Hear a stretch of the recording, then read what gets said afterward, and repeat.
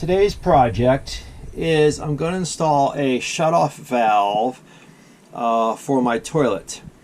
And the reason why I'm doing this is actually I'm at a RV park that has brand new sites. So they have water and electric, but they do not have sewer. And so since I'm kind of semi-boondocking and don't want to empty my black tank for as long as possible, what happens, obviously, if you have an RV, you know every time you step on the pedal, some water goes in there. And the water pressure is pretty good here. So again, I'm only using the toilet to pee in, okay? They have a bathhouse, so I walk down there, but it's a good little ways, so obviously I don't want to be running down there every time I have to pee. So obviously my black tank will last at least a month. I'm by myself, so it'll last at least a month of me just peeing in here. But if I keep adding water every time I flush, it's going to almost cut the time in half. So to solve this solution, what I'm going to do is I'm going to install this shutoff valve. Now, and I guess most RVs, it's PEX tubing. Now, usually it's going to be red. This one's connected with a white, but if we look in the back here, you can see upside down here, it's blue back in here, okay? One thing you also notice, when they plumbed it, they didn't even make this line straight. So what I'm going to do is when I cut this, I'm going to install the valve here, which will give me a little bit of length and actually straighten that line out. Now, to do PEX tubing, it does require some special clamps, and I bought this off of Amazon, and it happened to come with the two different common size clamps you'll need, and then this monstrosity here, which basically it's gonna squish these. You put this over the hose, you put this in the jaws here, and it's gonna squeeze that clamp evenly and squish this, whatever you want to call it, we'll see it, into a flat. So I'm going to turn my water off. I'm going to cut the tubing here. It's pretty hard tubing, especially this is maybe slightly softer than the PEX, but the PEX is super hard. So you're going to need something really sharp to cut through that. You know, be careful you don't cut yourself because you're going to be applying a lot of pressure. So let me go shut the water off, and then I'll be right back.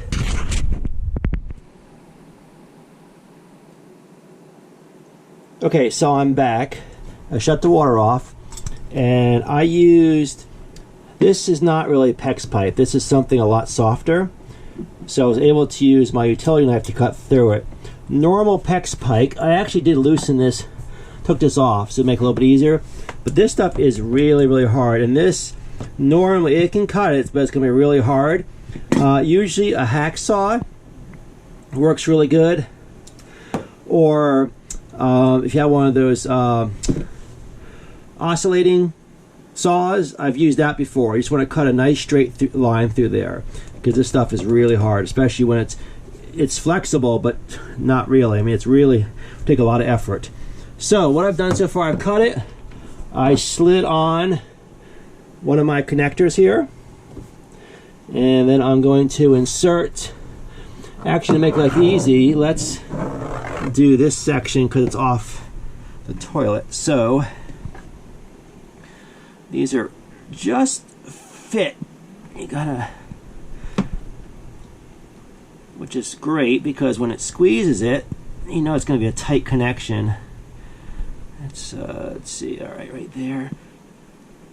Get in there.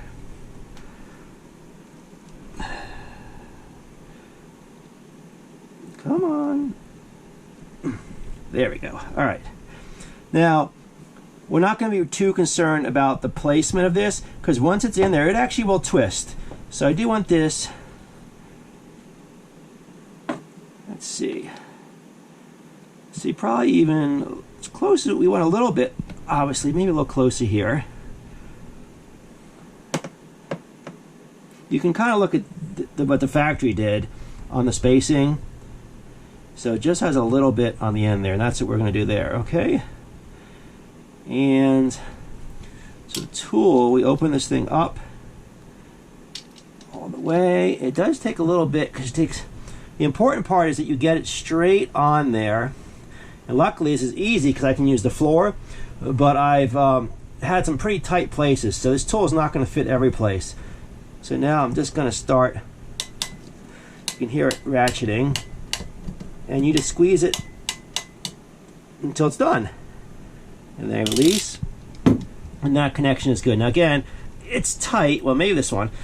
Yeah, you can twist it to whatever direction we're going to eventually need it in, but I need to be able to get the tool in here, so I'm going to leave it kind of in the upright position. So let's shove that in there. Just make sure you guys can see what's going on here. I'm going to position that about the same distance from the end. Get my PEX tool in here. Again, I want nice and flat. Otherwise it won't squeeze properly. Alright, I'm sure I got that good. Now we're going to squeeze.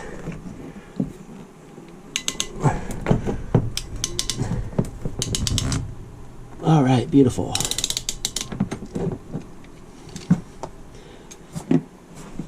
Alright, now I'm going to refasten. Actually, that position will be fine anyway, turn on and off. So I'm going to refasten behind the toilet here. You probably can't see that, but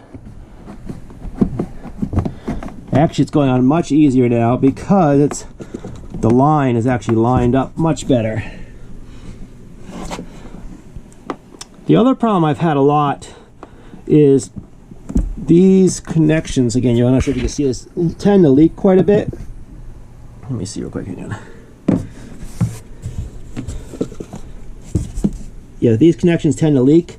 So what I had to do is I actually ended up replacing my two faucets for my kitchen and for my bathroom with traditional household faucets. And every time I would travel, that connection would come loose and start leaking. Now the toilet luckily never has, and they only need to be hand tight though. So all right, let's go check our work here. It does leak a lot of water out, so make sure you have a towel down there. So all right, let's we'll turn it off for the fun of it, start in that position, and let's go turn the water back on. All right, so we're back. I just took a little tissue and dried it off really good in here, and then I'm gonna check for leaks. I think we're really good. Yep. So now there's no water going to the toilet, and I will be saving that bit of water. Again, I'm not concerned because I'm just peeing. It can just drop down. If I want to add some water on, I can. So this project is complete.